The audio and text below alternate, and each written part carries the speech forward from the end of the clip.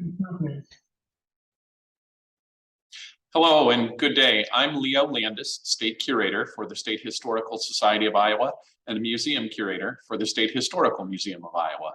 I'm pleased to be here today talking to you about planning for America 250 and wanted to give you some updates on both what can be done and what is being done on a national level. So the topics for today are going to be America 250, what is it? And easy enough to say that it's the semi-quincentennial, or maybe it's not easy to say. The short version is America 250. So it's the 250th anniversary of the signing of the Declaration of Independence and the beginning of the War of the American Revolution. So that will be in 2026. And so I wanted to give everyone an update and some planning ideas and some connections too. So we'll talk a little bit about some national efforts. And in fact, the first two bullet points, we've already done the first one on what America 250 is. The national efforts are being led by the U.S. Semi-Quincentennial Commission, website of America250.org, a number of national partners, as well as organizations within states and national museum organizations as well. And that's what I want to talk about, and we'll spend a good amount of time then on the next few slides. The planning guide called Making History at 250, issued by the American Association for State and Local History. And just as a disclaimer, I am a member of the AASLH, as the short version of that is, council. So may have a bit of a bias toward them, but really when you're looking at state and local history, I would argue that you won't find a better organization to help you out to put state ideas or local ideas into a larger framework. So they issued the planning guide that we'll talk about last year, and we will talk about it now. And then I'll finish up with an Iowa update and give you some ideas with some Iowa stories. So as I said, American Association for State and Local History, based in Nashville, a national organization, thousands of members, and worked through National Endowment of Humanities grant to create a planning document. If you just do an internet search of Making History at 250 AASLH, you'll get to the download page. So you can download it for free as a PDF. Has 5 themes that we'll talk about, and then bullet points and a little more narrative for each theme.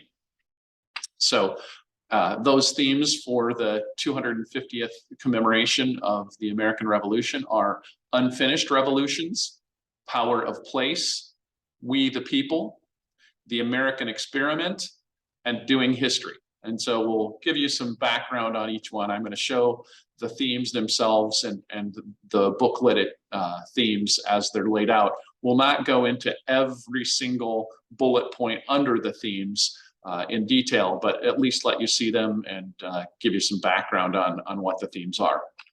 So the Unfinished Revolutions idea, I'm going to go toward the middle of this paragraph, is looking at what the meaning of the Declaration of Independence really is: life, liberty, and the pursuit of happiness, and the idea of how that has expanded to people living in the United States. And that's a framework that works really well. You don't have to address the American Revolution in a big way, since we weren't settled by citizens of the British Empire at the time. We were a native nation land, and that is something that's important to, I think, in every story that's connected to Iowa's long history, is to tell some of those stories connected to native nations, and that's something we'll get at as well.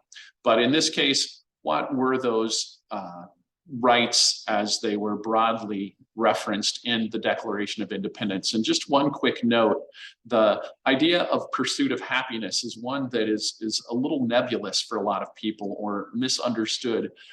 That was a 18th century view of virtue and common good. So when life and liberty make sense to us, pursuit of happiness University of Missouri professor did a book a year or two ago on what it means. Haven't read it, but have studied it enough to know what she's getting at. And so just want to call out that pursuit of happiness isn't individual interest. It really is an idea of virtue and what's in the common good. So really think that's important for people to understand that. As you talk about the bullet points that are in the guide, so the one that I really look at on this one is beyond the revolution itself, what were other revolutionary moments in the history of our country, our states, and our communities. And if you're going to do a display or an exhibit for the America 250, I'll give you some broad Iowa stories, but that's as we wrap up, but that's one that's easy enough as you're planning for America 250, maybe giving, an introduction to the American Revolution as part of the treatment that you're doing, but then explaining to your community or to guests at your institution, what happened in your area that really connects to those ideas of life, liberty, and the pursuit of happiness, and also to the Constitution. That would be the next part of it is, the rights that are broadly listed in the Declaration of Independence, but then looking at how the Constitution took those ideals, made them into a document, and how that has transformed in Iowa, your local history and national history over time. And there's some really great and compelling stories for our state, and would be happy to talk to anybody about what those might be. And as I said, I'll list some of my favorites, and I've got a number of others as we wrap up the program. Then the next topic, or the next theme, was power of place that AASLH identified, and really, going to the last couple of sentences there, it's not just that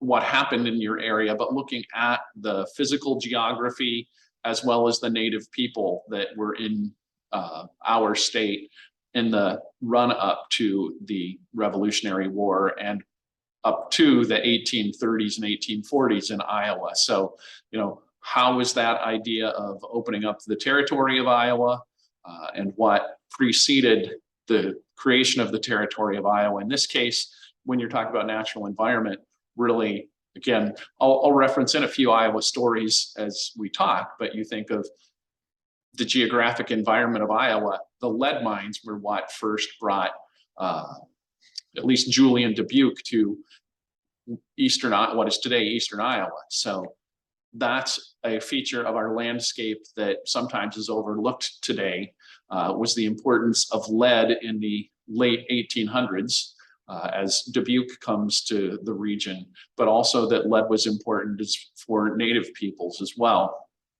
And the fur trade too, and understanding, some of the Iowa Ford histories and how that led up to the creation of Iowa Territory and the British and French presence in what would become Iowa. So some good stories there on power of place. And so in this one, first bullet point, what was happening in our community at the time of the Revolutionary era, that, as I said, is a point to call out that we were a land that was occupied by a number of native nations who had some contested spaces, whether it be the Iowa where we get our state's name, or the Sac and Fox, the Meskwaki being the fox, what the French called the Meskwaki on the eastern border.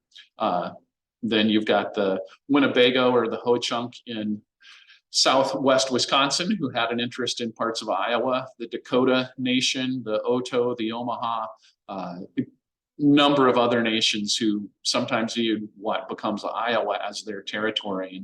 And so would never hurt to remind guests of, this is land that has been occupied by humans for more than 10,000 years. The Revolution, they especially were concerned as territory in the Old Northwest becomes US territory after the war. And knowing in the history of creation of communities in North America that there may be white people continuing to move west. So that's part of that late 1800s. Again, Dubuque asks both the Meskwaki and the Spanish for permission to mine lead, not just the Spanish. So that's something to remember and reflect on, is the role of Native peoples in our state. And this is one way to do it. And then the next theme is We the People. And this is one that, again, looking at different peoples in the state, whether it be a differentiation by gender or Blacks. And we actually did have some people who brought enslaved people to Iowa. Our second territorial governor, Governor Chambers, he brought enslaved Black people with him when he became governor after Robert Lucas was removed as governor. And it wasn't that Lucas did anything bad, it was the election process of Lucas having been appointed by a Democrat, and the Whig party had won the presidential election. And so Chambers is appointed, and he was a Kentucky Whig. He had enslaved people. So Iowa did have a presence of enslaved people at times. And that's a story I'll get at as we wrap up too. So knowing the broad, rich stories that our state has really fits into this We the People, and that ideal of how the revolution offered life, liberty, and the pursuit of happiness, but didn't apply to everyone. So lots to look at there in We the People as your storytelling connected to America 250 and your community and our state. And so, here's some of the bullet points there. I think I've hit some of the Iowa stories well enough. Those definitions of who are the people and who has rights in our state. We had in our first Constitution clauses that discouraged Blacks from coming to Iowa, putting, the idea of having to pay a fee to come. If you were a Black person in Iowa and wanting to come to Iowa, you were supposed to put up a bond to guarantee you wouldn't be a burden on people of the state. And the idea that Native peoples didn't vote in Iowa till the mid 20th century, 1924, is about the time that starts shifting. So there are, stories connected to who has rights, who doesn't have rights, what kind of burdens are put on people, that if all people are created equal, why did our state have these requirements? So, or deny some people rights. So some things to reflect on. And again, not that you have to tell every story in a negative light, because there's some really uplifting stories, and we'll talk about some of those. The American Experiment is the next theme in the book and our booklet, and looks at how the idea of democracy and civic institutions are the product of the people of our state and nation. And so how have people looked at government, democratic institutions, civic life, and what is our role? So some really good themes there. Talking about what kind of nation it did create. And I really do think this is important for us to emphasize. Our state and our nation really do offer opportunities for people. And the ideal was that, we're all created equal, that you earn through work and good fortune what you have in your life. And so there's really some good themes to be referenced there. The third bullet point, though, is one that we'll talk about later when I talk about Iowa stories and how our state constitution has changed. In my lifetime, there was a radical change to the Constitution. Would have happened when I was just past 3 years old. So you know what year I was born now, because it happened in 1968. But it's in my lifetime, and it's one that not a lot of Iowans know or remember. And it's a really compelling and interesting story. So that's a bullet point I'll tell a little bit more of, is the Iowa constitutional change of 1968, and largely forgotten today. And a good point. But, because of the Iowa caucus, could work that into at least from the 1972, and we'll see what happens in 2024.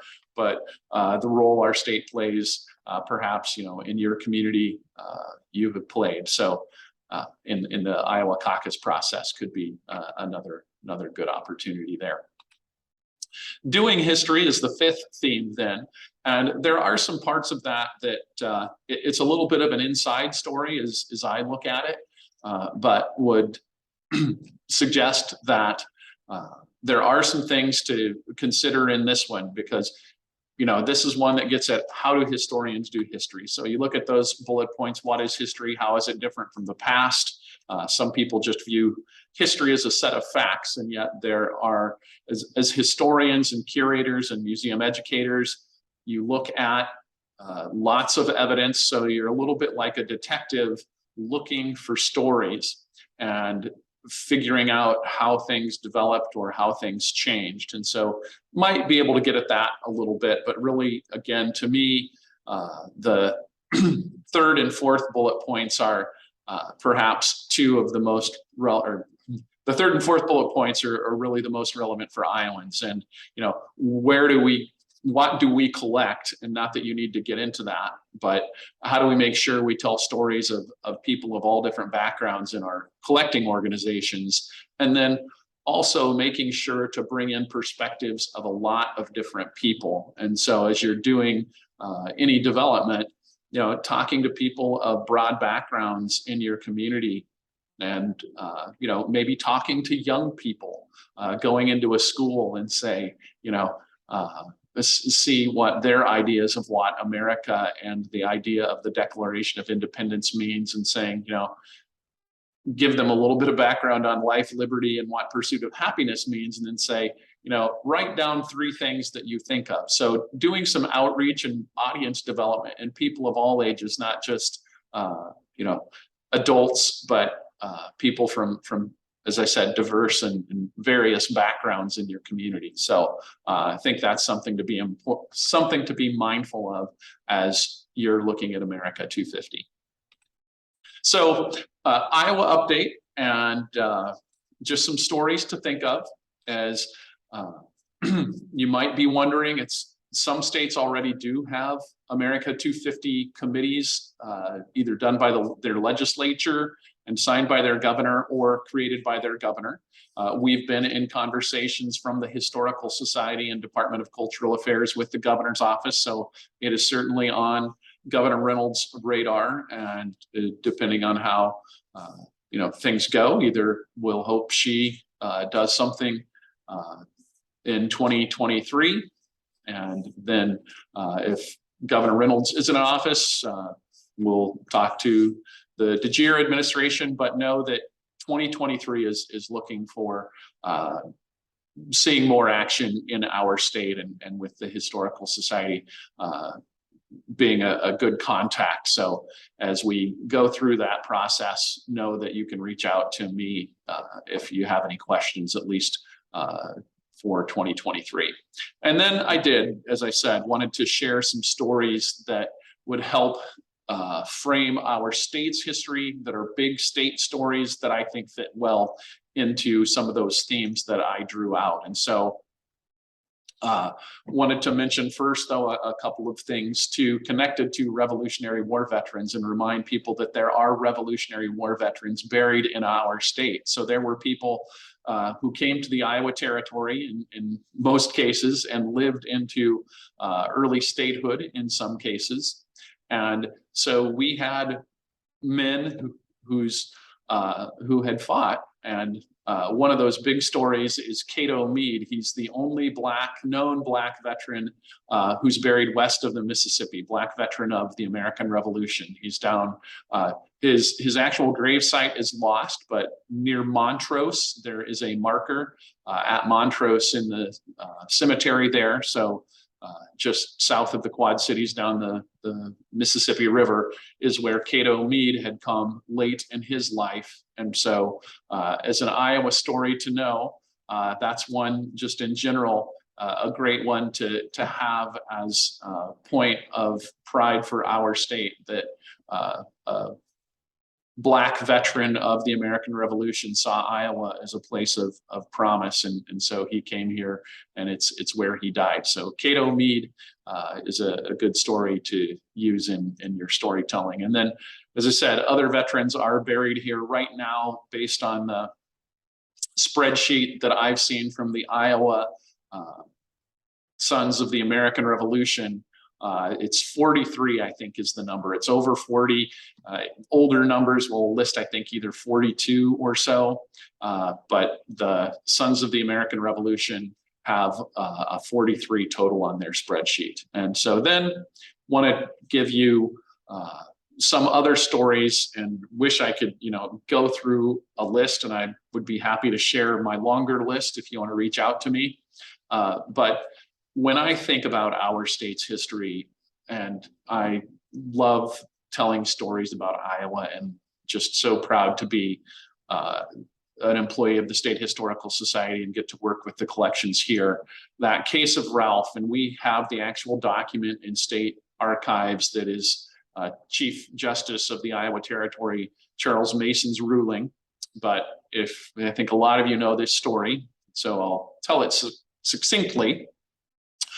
Ralph, and he would have gone by Montgomery because he was an enslaved man, enslaved by Jordan Montgomery of Missouri, comes up to Dubuque, is allowed to work in the lead mines by his enslaver who stayed in Missouri. But when Ralph is not earning enough money to purchase his freedom, Jordan Montgomery sends slave catchers up to Dubuque, tries to return him. People in Dubuque stop that action. Montgomery does sue the Ralph and the people of Iowa, and saying, I want my property returned. And certainly I would not view Ralph as property as a human. And that's what the case reveals, is we become a territory on July 4th, 1838. Chief Justice Mason of the Iowa Territory is in session on July 4th, 1839. And so our very first territorial Supreme Court case, 1 Iowa 1, is Chief Justice Charles Mason ruling that Black people have rights in Iowa, that slavery cannot exist, and therefore Ralph is a free man. So from the very foundations of our judicial actions from our state Supreme Court have ruled that any human has rights in our state, and that Ralph should go free. So that's a story when you talk about national ideals and who does the Declaration apply to, as Chief Justice Mason reading the Northwest Ordinance that forbade slavery, and our state constitution, which banned slavery, our state territorial constitution.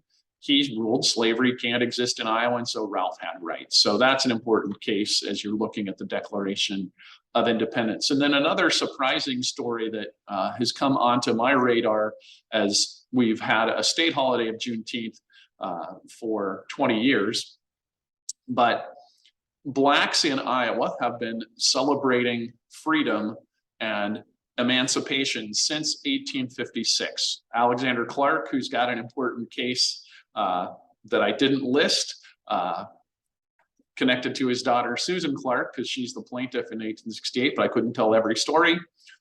You can reach out to me if you don't know the Susan Clark story. But in 1856, Alexander Clark and other Blacks in Muscatine celebrate the emancipation of enslaved people in the West Indies that had happened in the 1830s. And so these are celebrations that were taking place across the US. And so even before the Civil War, Black Iowans, along with white Iowans, are honoring the equality of Blacks. And those emancipation events then, especially after the Civil War, take place all across the state into the 1940s, 1950s. If you look at the coal mining communities of Southern Iowa, I can almost guarantee you at some point in the period of 1880 to 1930, you can find an Emancipation Day event within 30 miles of a community in Iowa. Albia, Sheraton, Clarinda, Mystic, which was a small coal mining town near Centerville and Tumwa. So this is something that's been lost in a lot of our storytelling. And so those emancipation celebrations going back to 1856. And by the time you have a chance to see this, I will have done a recorded webinar on Iowa emancipation proclamations through our Iowa emancipation celebrations, not proclamations, through our Iowa 101 series at the State Historical Society, State Historical Museum of Iowa. So you could just do an internet search of Landis, Emancipation Celebrations, Historical Museum, and probably find that, or just go to our Iowa 101 page. Then another, same time period, compelling story about our state, and again, maybe one that you already know, but good to remember, is that the Meskwaki settlement in Tama County is not a reservation. They purchased that land in 1857. And so they have been property owners in Tama County just 11 years past statehood. And so another story to consider as you're talking about who has rights, that the Meskwaki so loved Iowa as a place to make home that they worked, the legislature passed a bill and it was signed into effect, and the Meskwaki bought land then in 1857. So really important story to talk about if you're looking in the first 25 years of statehood. And then as you're talking about rights and what we see as good citizenship, the Iowa Free School Act provides for superintendents within a county, and also that every county should have a high school. And there are some other components of that too, but that is so foundational to educating the students of Iowa that there should be a county superintendent, at least one in each county, and that there also should be at least one high school, and that, high schools were just coming in at the time. So Iowa was a fairly early adopter. So when you're talking about, a critical thinking population, schools are foundational to that. So that's a story to be aware. And then 1873 is an important date on the expansion of rights and equal treatment in Iowa. Emma Koger was an woman of color from Quincy, Illinois. She was a school teacher, and she was on a steamship that was traveling up the Mississippi, had tried to eat in the main dining quarters, was barred and forcibly removed. She sued on the basis of that. It was actually 1872 when the event happened. It goes to the Iowa Supreme Court. And so in 1873, the Iowa Supreme Court rules that in a public accommodations case that does have farther reaching effects, that Blacks can't be discriminated against on steamships and in other public locations. And so an important case there. There's a really nice Des Moines Register article that ran in March of 2022 on Emma Koger for an Iowa History Month essay that professor at University of Nebraska, Omaha, who's done a lot of work on her, did for the Des Moines Register. So if you don't know the Emma Koger story and you don't want a brief history of it, just do an internet search for Des Moines Register, Emma Koger. Hopefully you can still reach that by archive. And if you can't, let me know and I can get you a copy of it. And then, as I referenced earlier in the program, 1968 is a foundational year for a revision of the Iowa Constitution. And it's one that, as I said, we have many forgot. It was actually a bipartisan effort. So it was the committee called Iowans for a Better Government, wants 5 constitutional changes. I'll list those in just a minute, but what's important to understand, as I said, bipartisan. So William G. Murray, founder of Living History Farms, but also 2-time Republican candidate for governor. And then Robert Fulton, who was the sitting Democrat as lieutenant governor of Iowa and was actually running at the time, are the chairs of the Iowans for Better Government committee. And there are 5 items on the ballot in 1968 to revise the Iowa Constitution. The first one is to change the size of the, I shouldn't say the first. The first one I'll mention is to change the size of the Iowa legislature and Senate to 100 members of the House and 50 members of the Senate, if I have the numbers right. And apologies if I'm missing that. But to normalize or standardize the number of representatives and senators. So that's item one. And then you've got an annual legislative session. Our legislature met every other year until 1968, unless a special session was called. So for those of us who, have maybe only been voting, in my case, since the early 1980s, it's always been an annual legislative session, but that was on the legislative session either. It also allowed for a line item veto by the governor.